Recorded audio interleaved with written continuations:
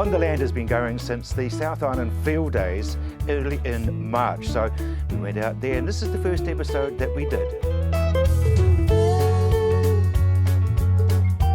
First person I spoke to, in fact, was Nathan Guy, who, as you know, is the Minister of Primary Industries, and he's very focused on making sure that irrigation is right up there as far as importance is concerned. Yeah, well, it's hugely important to New Zealand. It's very important to the South Island. We've just come through the big dry here, probably the biggest drought we've had in the east coast of the South Island for about 20 years. We don't have a shortage of water in New Zealand. It just doesn't fall at the right time, the right place. That's why I'm hugely excited about water storage projects. If you look at the Opua, that's been going for about 16 years, and we know that there are a lot of benefits from the Opua. We've got fish and game that are out collecting fish and rescuing them from nearby streams and rivers that would otherwise die. They're releasing them into the Opihi, which flows from the Opua. We know that also that water underpins the Timaru city in terms of drinking water supply. It's a backup for them. We know that it generates up to about 500 jobs, and also that money flows through to the Timaru city as well. So there's just one example of water storage and how important it is. Also here we've got the Central Plains Irrigation Scheme, stage 1 underway. We're talking about hundreds of kilometres of piping, a tail race that's about 16 odd kilometres long and going to be extended in stage 2 and stage 3. Ultimately that'll mean 60,000 hectares of land irrigated in this particular area. And we know that there are about 400,000 hectares of land that could be under irrigation in New Zealand that isn't currently, and we know that that's worth about $4 billion of exports. So huge opportunities, and also with water storage projects, they're good for the environment because you can maintain summer water flows, which is good for the aquatic and the marine life as well. It's not just Canterbury? No, not just Canterbury. We're looking at a whole lot of other sites. In fact, I was up in Northland a few weeks ago. I announced $75,000 where MPI is working with the local council up there to look at opportunities in Northland. Northland's an interesting one because they've had a couple of droughts and then they've had a flood as well. So things change. But ultimately, we know there's not enough water stored in New Zealand. You look in the Wairarapa water storage project there, the Tararuas, not far from where I live, they get about 5 metres of rain a year. Move into Martinborough, not too far away, they get 700 mils of rain average. So, we've got a lot of rain falling, but not necessarily in the right place and the right time. Trade. Trade's hugely important in New Zealand. We export to about 160 countries around the world. We have tariffs that at times are a big restriction and very costly on our exporters. And it's great that this week we've managed to sign the Korean Free Trade Agreement. We know that that's worth about $65 million for our exporters in the first 12 months alone, and big flow-on benefits for beef, for dairy, for kiwi fruit, and others as well. So we're going to work very closely with our other trading partners on the Trans-Pacific Partnership as well. Prime Minister Keys had a very successful visit to Japan where he met Prime Minister Abe up there. Very good discussions there. We know that there's a huge amount of potential for the Trans-Pacific Partnership, in fact worth somewhere in the vicinity of $2 to $4 billion for our exporters if we can land a comprehensive trade agreement. We never get completely what we want, and that's why we have negotiators like Tim Grosser and others who are there doing the batting and bidding for us. But ultimately, we're keen to see more tariffs removed, allow our exporters to have greater access into these very lucrative markets. Biosecurity Minister. Biosecurity is hugely important for me. It's my number one priority. We're investing more in terms of funding, in terms of frontline people. We've increased the numbers 130 over the last 2 years. Dog detector teams have grown up to 40. That's a handler and a dog working on our different pathways, whether it's the mail centre, cruise ships, international passengers coming in. We're doing more and more in this space. There's 175,000 items that come across our border a day, 11 million passengers across our border a year, so this is a big business. We run a multi-layered risk scenario, so we focus on where the risk passengers and items and what countries they're coming from. Some say we need to do more, and we're doing a lot and continuing to do even more with technology. We've purchased a whole lot of new X-ray machines. We're investing $65 million in a biocontainment facility at Wallaceville in the Hutt Valley.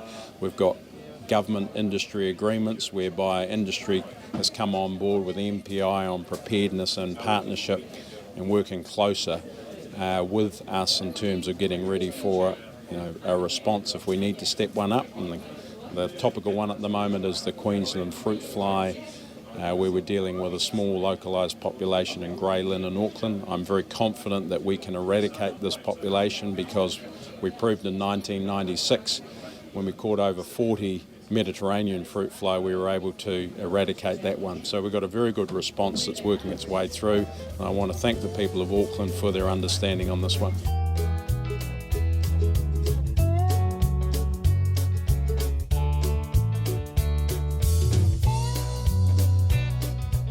Alistair, the Minister was very, very charitable, but I think with damn good reason. Yeah, it was good to have Nathan Guy come along and open up the 2015 field days at Kirwee this morning, but we've certainly put a lot of effort in from our volunteer committee of about 20 people, so it's been a big undertaking. It's taken you a long time to get your own setup.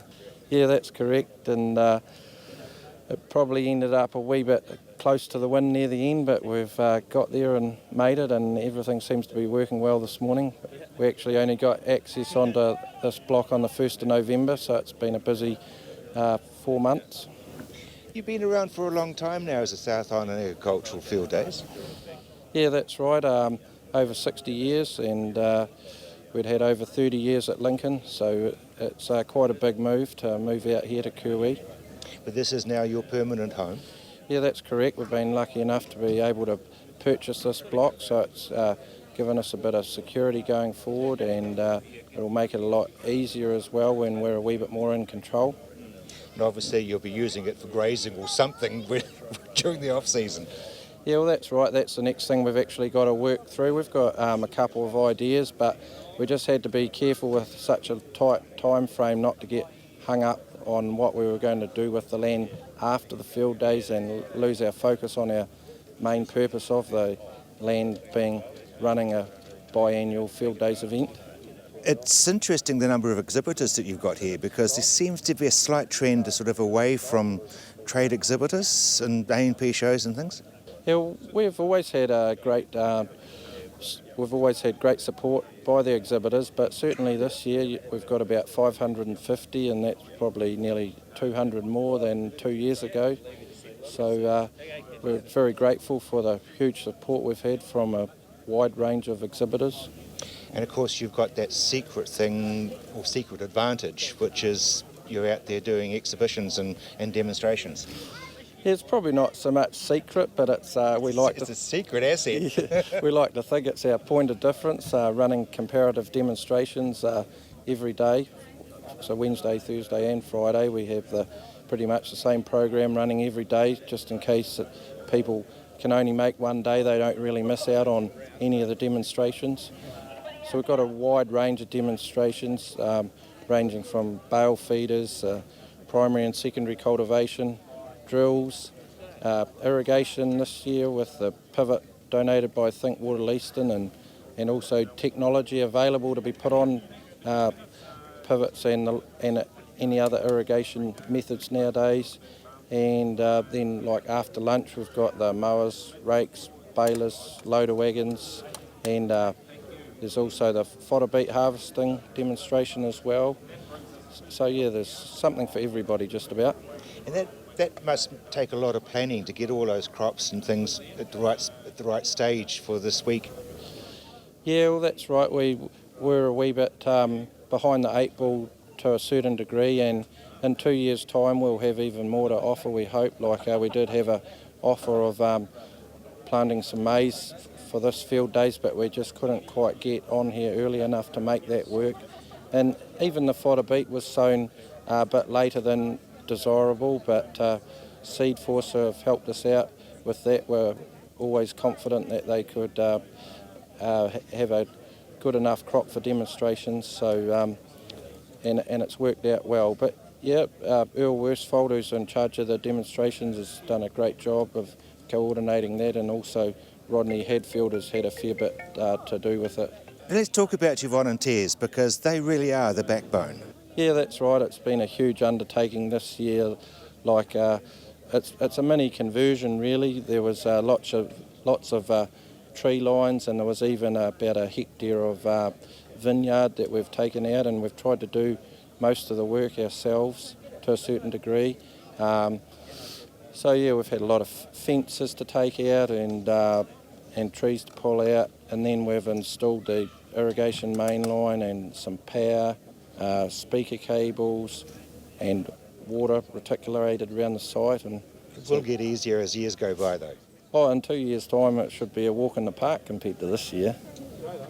Well, you wouldn't have expected to see one of these at the South Island Field Days. But I'll be back with more straight after the break.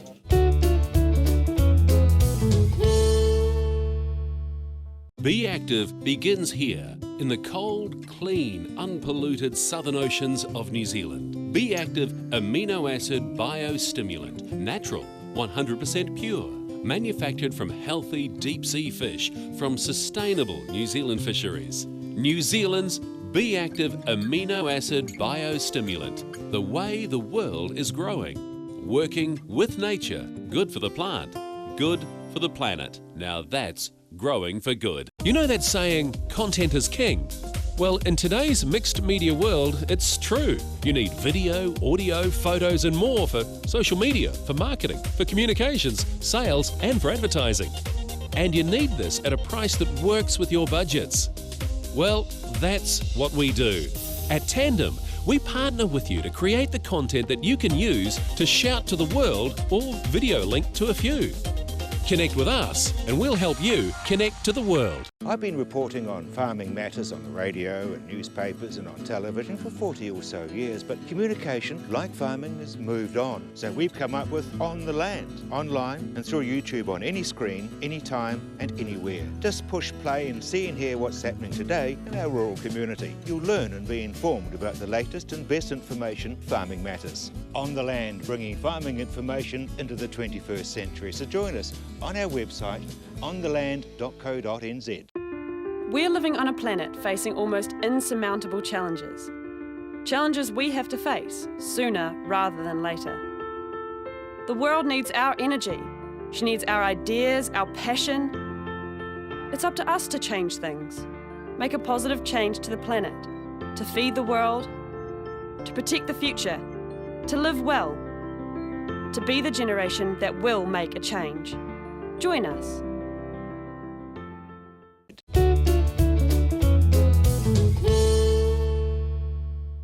Welcome back to On the Land, this week coming to you from the South Island Field Days at Kirwee. Well, the South Island Field Days have certainly taught a lot of people about a lot of new machinery, but K-line, Tony Atwood, is something which has been around for a long, long time.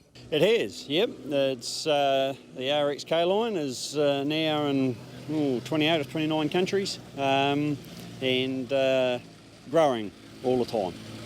Using it for effluent as well?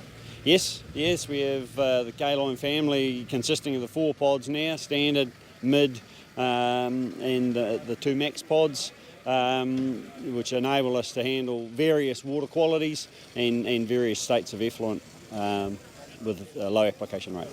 So what makes it so successful? Simple.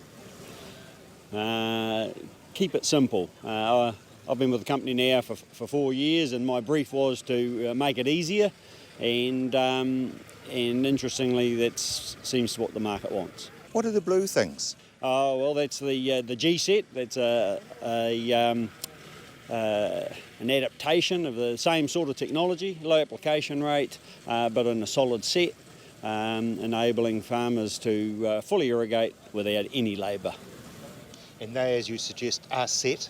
They're set, yeah, 7 to the hectare, so the paddock is not crowded, aesthetically relatively pleasing because they're low to the ground, and we can easily achieve sort of 85% distribution uniformity and no labour. No labour, but there must be technology. There's some electronics in there, radio mesh control, so that we can have just one sprinkler operating on a ring main at any one time, so low flow, keeps the mainline pipe sizes down and the cost down. Tony, cattle love rubbing on things.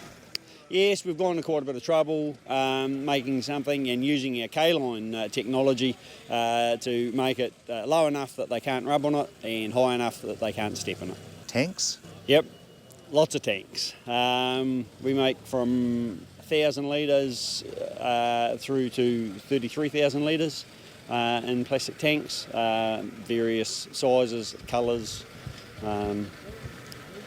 Fire, you can use them also as a reservoir for firefighting? Yes, we have a firefighting kit that goes onto them, enabling instant backup. District councils are wanting that for remote areas, and insurance companies certainly like it.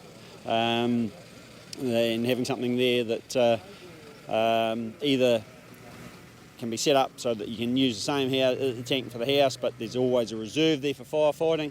But more often than not, people will put a tank in specifically for firefighting purposes. I see you're into troughs. Well, we've been in troughs a long time, and they're nice and light. I mean, unlike a concrete trough, you don't need a crane or a tractor or something to put it in. They're nice and easy to clean. And again, plenty of size selection to suit the paddock and stock that you might have. I guess one of the advantages of RX is that you're local, mid-Canterbury based, and you manufacture. Yep. I mean, that's us. We are a manufacturer. We're here at the field days just promoting the brand and what we do and supporting the field days.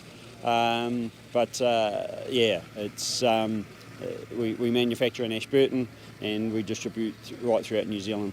Effluent's very important these days. I see you promoting your weeping walls. Yes, it's again, it's just another part of the solution. We're solutions based, and by separating the solids out of effluent, we can basically make it half as difficult. We only have to deal with some green water, and then the solids can be handled mechanically. Because it is a major focus now, isn't it? Yes. I mean, again, it's all about making it easy. That's the criteria. It's just so much easier to handle the effluent if it's been separated. It's so much easier to comply with environmental concerns, really. And we can also maximise the harvesting of the nutrients. I mean, there's a real value in that effluent, and we can harvest it. Green gold. Green gold, yep.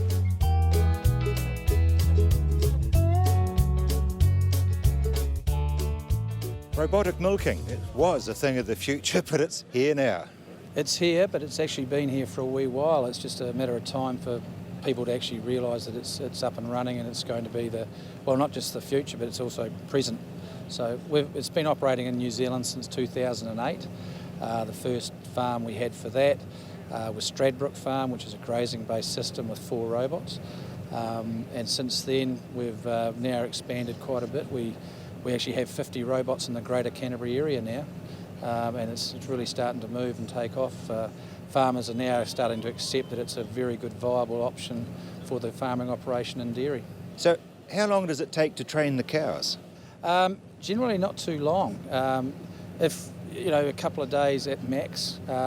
There's very few refusals, and if those cows do refuse, you just send them away with the stock agent to another farm, a conventional rotary or a herringbone. These cows are very quiet, so they must be pretty happy. They are. The whole point of the robot system is around cow health. So everything that's been developed within the robot is around cow health. So they're very content. They get measured feed. They love it. They get very well looked after. So obviously there's no sort of human visual check. So how do you get away with animal health? Is there some sort of heat sensors or something? Yeah, the way it works is when the cow comes in, it's all voluntary milking, so you're not on site. So what will happen is the cow will enter the robot, it will get its tag read, so the individual records for that animal are recorded every milking. And it will record items such as fat, protein, lactose, heat detection, conductivity, especially important for mastitis, colour, temperature, volume of milk, all of those factors, and it's doing it every milking, so that you're basically getting a herd test done every time they're coming through to be milked, and you'll get alerts that'll tell you if there is a problem in any of those areas. So your detection for things like that is very quick, and there's also weigh scales below on the platform of the robot that will detect any weight changes within a given number of days, so it won't be too drastic, but it will have parameters there to measure that. So basically, it's better than visual checks. Well, yes, it can be, because in your larger herds like we have down here in Canterbury, it's very hard, for the farmers to visually check all their whole herd every day, and that's exactly what it's doing. You'll find that, and we've seen this happen on our farms, that the vet bills have come right back, the animals' health has improved, their productivity has improved, and it's better for the farmer all round. Hygiene as far as teats are concerned? Yeah, well, around that, what happens is when they go into the box, they get their teats washed with clean water straight away. That also stimulates drawdown for them to start the milking process. They'll have that done, they'll be milked. The cup liners are actually silicone, so they're a lot softer on the teats.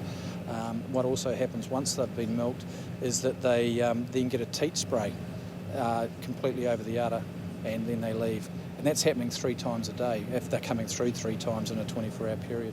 What about when they first come in and that first little bit of milk that's in the teat? Yes, there is. That's what we call the pre-milk, and in the teat canal there's obviously a residue milk there. So what happens is that pre-milk actually comes through and then gets put out to the discharge pipe to the sewer, and then that then goes away, and then we start the milking process properly with drawdown. And each quarter is milked out individually. So, each quarter is recorded individually. So you can do your mastitis checks based on each quarter individually. So all this must go through some sort of computer system, Andrew? Yes, it does. There's a software package that has been developed for it called T4C, Time for Cows, and it's totally based around the health of the animal, feed program of the animal, and it monitors. You can tailor-make a report to what you want. You'll have your basics like feed management, cow health, medicines. You can have that animal drafted off if you want to do a medical treatment on it. It'll come through, it'll get milked, it'll then get drafted off, and you just go out to the shed when you're ready, administer the treatment, and then let it get it back down to the herd. Is this grass or is it cut and carry? No, these rules apply for both grass and barns. So we have a medical area which when we design our systems, where the animals can be drafted off, so that those same things we've been discussing apply for grass-based and barn-based systems. Production figures? What we've found is that generally, because you're measuring all these things, you've got your feed parameters well set, they're getting a feed program in the robot as well. The production figures generally will go up by between 10 and 20% on any herd that we can. Sorry, how much? 10 to 20%. And we actually have figures here from the herd that we're using that actually show the sort of production they're doing.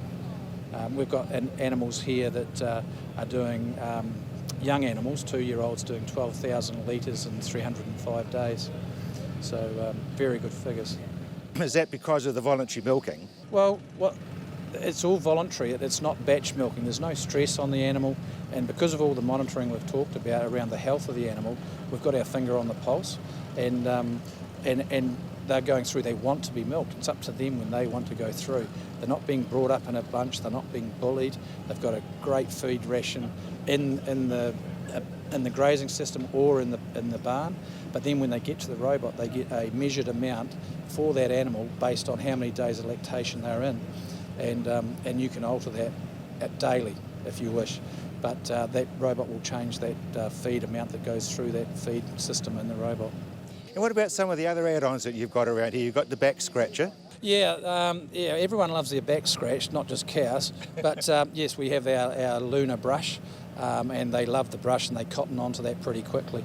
And that's a great system for them. We also have the Juno feed pusher, which in all our barn systems we find that it's a great asset, because you have a 5 metre wide feed lane, and if you don't have the Juno feed pusher, what happens is you've got to have a staff member in a tractor with a tyre that revolves around to push the feed up to the cows. That does away with all of that. You don't have the tractor, you don't have the staff member. You have the Juno feed pusher pushing up 24/7. When it's finished a cycle, it'll go back to its charge unit. It doesn't need holidays, it doesn't have a sick day. It just goes right through and keeps working. Doesn't argue with the boss. And that's got to be pretty good. Well, it is, and well, just about every farm that we've seen that's got a barn on it, doesn't have to have our robots in it, has our feed pusher. So, yeah, it's a very good item. I know it's a dumb question, but people will be asking, what if there's a power cut? If there's a power cut, our robots need power to them 24/7. So we always, when we do our installations, we stipulate that we have to have a generator, such as the JCB that's over there. So, we do have to have that because the robot needs to be operational to keep the data going and to keep the cows milking. Obviously, there's something that makes it kick in. Yes, it is. There's an auto system there, and it's linked in with the robots, and the generators will have an automatic system that will kick in. Availability throughout New Zealand? Right from top of Northland right down to the bottom of the South Island. We've just signed up an installation for Tākaka in the Golden Bay, and it's one that we've been working on for a wee while, and that will go ahead starting in May. Andrew, with all due respect, with the increased production, it really is a no-brainer. Well, to us it is, yes, but it's like the evolution of dairy farming, you know, going through from your walk-through right through the different phases, cup removers, rotaries, herringbones. It's taking farmers a wee while to accept that this is the next step. They are doing it. I think you'll see in the next year or two there's going to be a lot more robots in New Zealand. Farmers are really getting used to seeing what the benefits are from robotics. So I guess if it's been around as long as it has, all the problems and teething things would have been ironed out by now. Well, they have. They were introduced into the world market in 1992 by Lely in Holland. And what happened there was they saw a need for this type of work, so they introduced it. Lely, as a company, have just sold their 20,000th robot just before Christmas. And we're right just at the beginning of it here in New Zealand, but we think we're just about to break into the market really well. We've certainly come a long way from milking by hand like I used to long time ago, in fact. Oh, I can remember my grandfather's dairy farm in Kaikoura doing exactly that and doing the cream out the back as well. And you know, the walk-through sheds 25 years ago when I started in dairying, there was lots of walk-through sheds. Like I said, it's the next evolution, but it's here now. So basically, it's no longer the future, it is now the present. It is the present, and it's a good, viable way to go.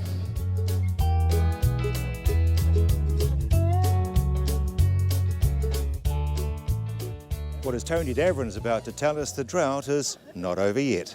No, in some parts of Canterbury it's not over. If you go north of, probably north of about the Selwyn River, I mean, there's while the southern areas have been getting some reasonable rains, 10, 15 millimetres a week, really. By the time you get into North Canterbury, we've had zero rainfall. So when you go north of here, it's still pretty grim, and it's still pretty grim in the Wairarapa.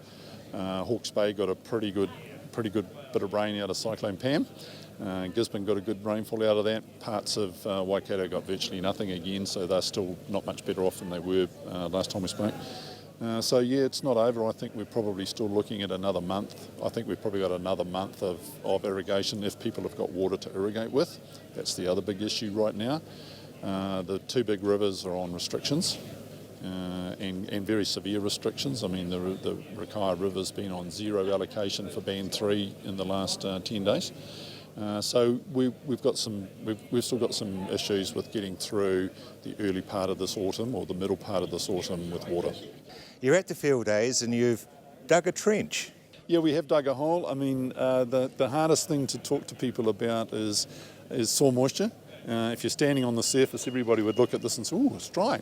But in fact, it may not be so dry. So a couple of years ago, we had a bit of a brainstorm about how we could get people to look at soil moisture. So we decided we would dig a trench in our marquee, so that we can install our sensors and our neutron probe and see exactly how those things work in the soil. We've built a couple of electronic displays which demonstrate how the different types of sensors work in the soil.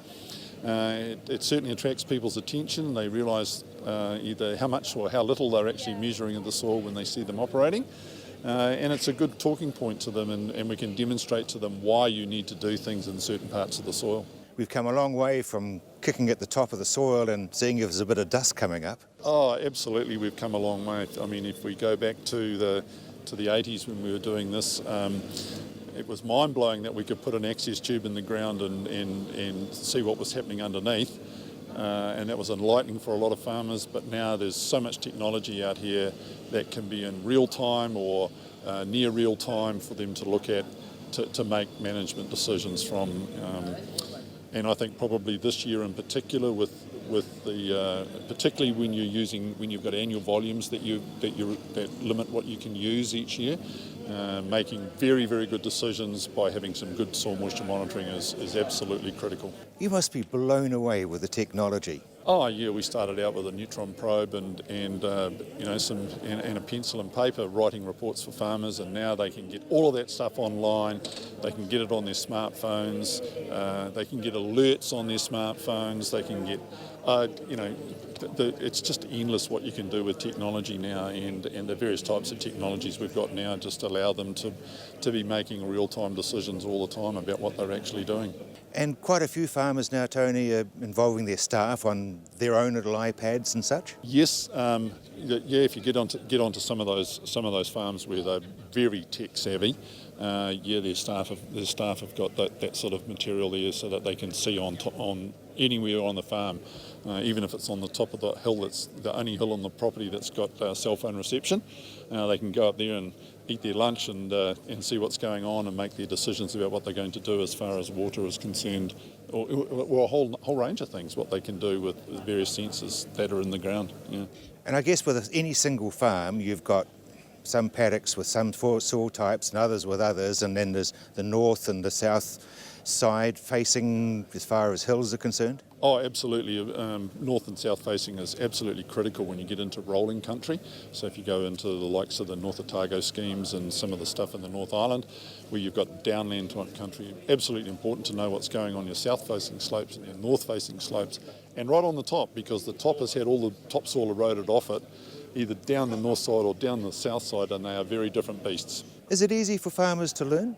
It is. I think it's, for those top 15 to 20%, they grasp this very, very quickly and understand and make use of it. For some, it's a very daunting prospect to get involved in this.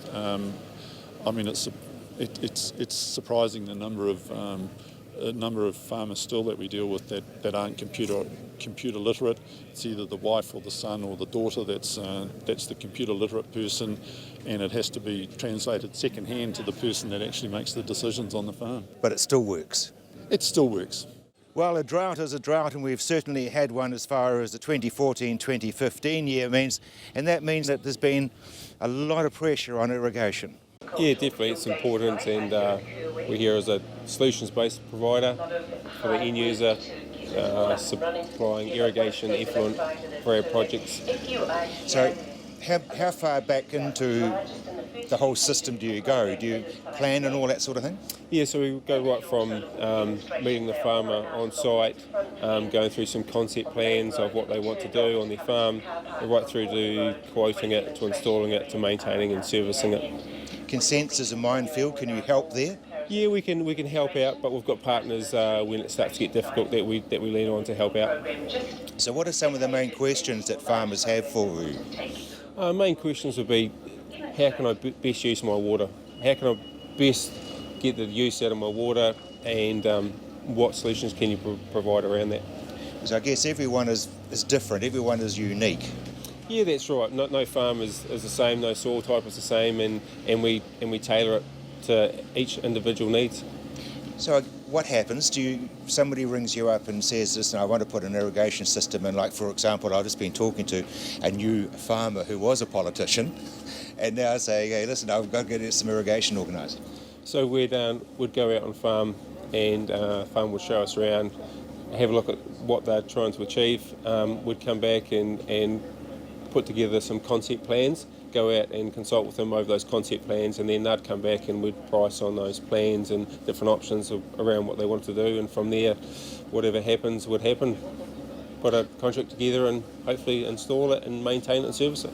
So do you actually supply, or would you go to someone like RX Plastics if it's K-Line, or somebody else if it's a centre pivot? No, so centre pivots, we supply a bow pivot, and effluent products we supply bow, but we use a variety of suppliers to build our infrastructure and projects.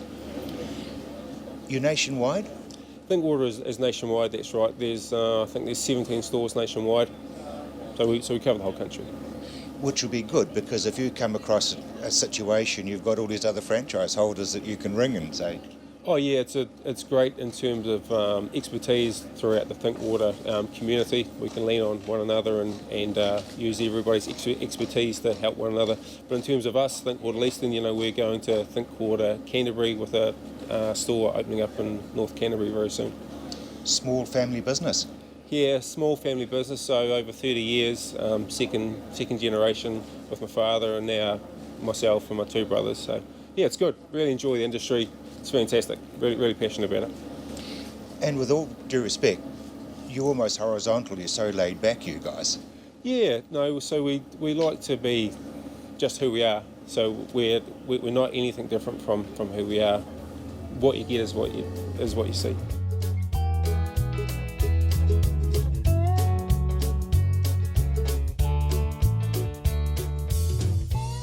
When it comes to machinery, it seems it's getting bigger and bigger every year. And JP, the Simba gear is right up there.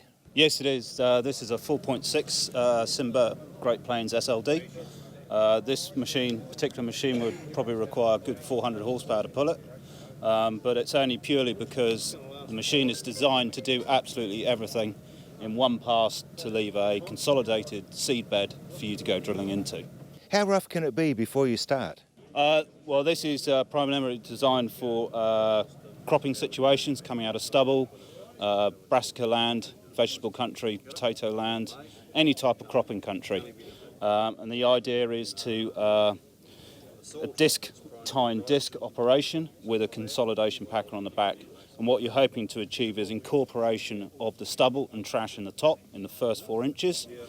This increases the organic matter in the top, works into the soil and increases the friability of the soil over a time.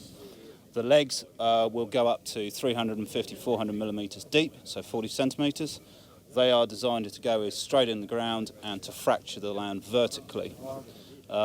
This obviously increases the ability of the ground to take water, and also helps with the movement of the capillary action of water upwards as well when it starts to get dry. And then there's another set of discs at the back to help incorporate some more trash, level the ground out, and then there's a consolidation packer behind which firms the soil down to leave a corrugated finish. So when it rains, it won't lie flat and dead, and when it dries, you can knock that down and drill your crop into it. So this is just one pass before you sow? Absolutely. So the principle of this is you can go into the land with this, and then you can run a systems drill behind, and your season is done. Now, what about the one behind me? So that is a Simba Express 6.6 metre. Some of the principles are the same, apart from it hasn't got the legs to fracture the ground.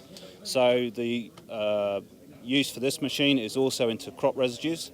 A lot of people will have a system where they won't deep rip every year. A lot of the reason for that is because they're not running too much traffic over it or things like that, with cows and sheep and that sort of thing. So they will be able to incorporate their crop residues once a season with this machine and drill straight into it. But also another part of it is to get weed seeds to chit by working them in the top and firming it down behind. That retains that moisture, and that gets the weed seeds to chip. Spray off into a stale seed bed, and then drill them behind.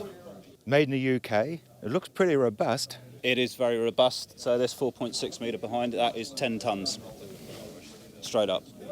As you said, it does need a lot of horsepower. You need horsepower, but what it does is it's obviously doing an awful lot of work, so it needs the strength to perform that work, but also with the weight of it, you're getting the penetration into the ground, which is key in hard country, is getting that penetration to start it.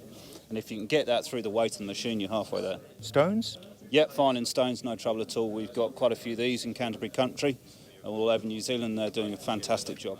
Beet's becoming the crop for winter feed, so you've got a special drill for beet? Yeah, we've got a number of options here at Power Farming, but the main one is the Kverneland Accord Monopil, which is a precision planter for fodder beet and also can be used for chicory and rape.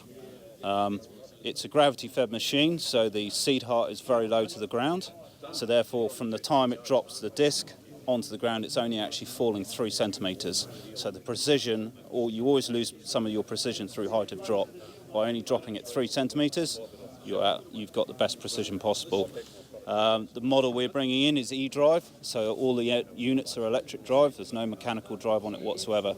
This facilitates the ability to do on-the-move rate changes, both in centimetres and in total area of seed. So, for example, you can program it in, say, to do 80,000 seeds a hectare, and it will do it.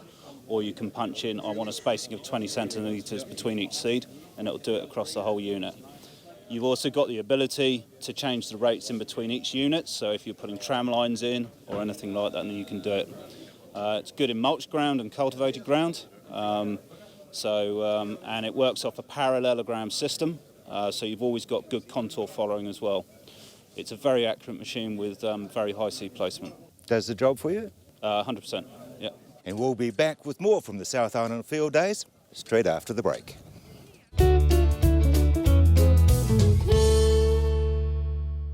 Be Active begins here in the cold, clean, unpolluted southern oceans of New Zealand. Be Active amino acid biostimulant, natural, 100% pure, manufactured from healthy deep sea fish from sustainable New Zealand fisheries. New Zealand's Be Active amino acid biostimulant, the way the world is growing. Working with nature, good for the plant, good for the planet. Now that's growing for good. You know that saying, content is king?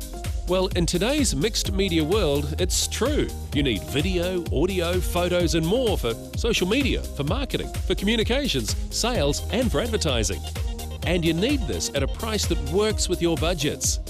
Well, that's what we do. At Tandem, we partner with you to create the content that you can use to shout to the world or video link to a few.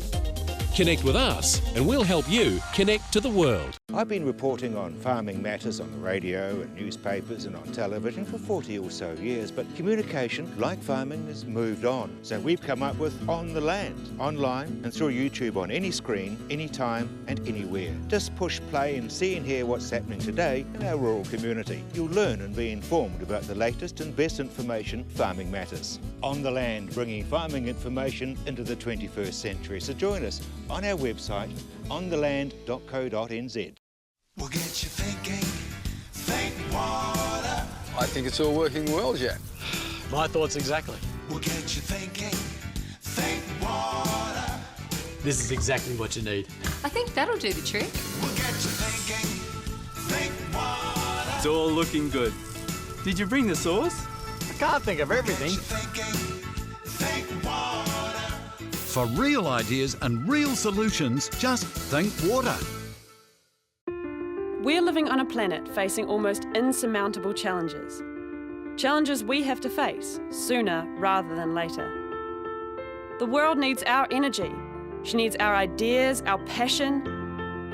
It's up to us to change things, make a positive change to the planet, to feed the world, to protect the future, to live well, to be the generation that will make a change. Join us.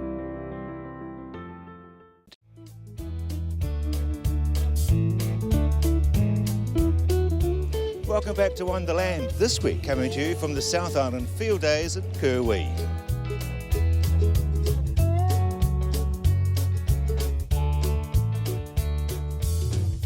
Well, as the machinery gets bigger and bigger, James Cochrane, the tractors have to as well. That's right, Rob. Yeah, sure does. So, yeah, on display here today, we've got some big tractors, right, up to 500 horsepower down to 25 horsepower. So we've got something for everyone. But the one behind you was Tractor of the Year. That's right. Yes, it was. So that was announced over in Europe a few months ago. So a couple of months ago. So we're pretty proud to have the Tractor of the Year in our stable. So yeah, it's great. That's the worldwide Tractor of the Year. That's right. It is, Rob. Yeah. So it was judged by a panel in Europe to be the best tractor for the year of 2015. So it's good effort from Case. What do you actually buy when you do buy one?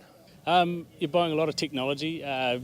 The CVT transmission is one of the new features in the Magnum, so that gives you constantly variable transmission. You can pick any speed basically, so you can get exactly the right speed for the job that you're doing. So I guess really that's sort of like cruise control in a car. Yeah, well, it has 3 cruise controls actually, so you can control C1, C2, C3, so you can set 3 different cruise speeds. But like a transmitter power shift, you're selected to 18 gears, where you might have a 3k gear jump, where in this you can go down to 0.1 of a k, so you can exactly get the right speed for the job you're doing. Is it fair to say that it's driven by a computer rather than a farmer? Yeah, you do have you can drive it kind of manually or fully automatic mode. So yeah, they do a lot of thinking for you, that's for sure. So computerised to the nth degree, is it that much easier to drive? Yeah, it is. It is very easy. All the tractors, or the Magnum tractors, Steiger tractors, are GPS ready. So we just put a receiver on the roof and a nav controller, and they're auto steer then. So basically, you just got to turn it at the headlands and then just hit engage, and it drives straight for you. You've selected the speed you want to do. So yeah, the engine and the transmission talk together to try and save you the most amount of fuel they can. So they maintain the speed that you required and try and save you the fuel. Talk about fuel economy, because emission controls can be a right pain. They can be, and it's unfortunately or fortunately for the environment, it's part of the world we live in today. So we, with Case IH and our high horsepower tractors, luckily New Zealand and Australia, we don't have any emissions standards for off-road vehicles. So we don't have any exhaust gas recirculation or AdBlue systems. So it's just diesel only, which is a big saving, up to 10% to be honest. Other than using those other systems. So there's some big savings to be had with the big Case high horsepower tractors, yeah. So swinging from wheels to tracks, that one's very impressive. Oh, for sure, yeah. Tracks, well, the quad track that's over there, that's the flagship machine, I guess, for Case IH, and it's been out for over 20 years now, and this is obviously the new model, the 450 over there. So yeah, for the guys that have really got the big gear, that's the real prime mover, really. Low compaction as far as soil is concerned? Yeah, low compaction and maximum traction is the 2 key things with the quad tracks. So, and manoeuvrability, it's a pivot steer, so you can manoeuvre it around the headlands nice and easy. Doesn't scuff on the headlands or leave big burns like a 2-track system. It really does corner nicely. So. And it's got all the gear that the others have? Yes, for sure, yep. Yeah, no, it is. I mean, a 500 horsepower tractor today is certainly a lot easier to drive than they used to be. They like driving 100 horsepower, really. Nice and easy. They feel like a small tractor to drive. And speaking of small, you picked up an old name for your main range. Yes, we have. So anything under 110 horsepower in the Case range now is called Farmal. So there's five ranges. So yeah, of Farmal, and starting from 25 horsepower up to 110. So yeah, no, it's very exciting times actually. So as far as tractors are concerned, they are getting more complex and more efficient. Yeah, there's different ranges of tractors, so we can spec them differently. We have a 2-tier system in the Case range, so we have Classic and Ultimate, which means you can have a basic tractor being a Classic, or the Ultimate is the high spec.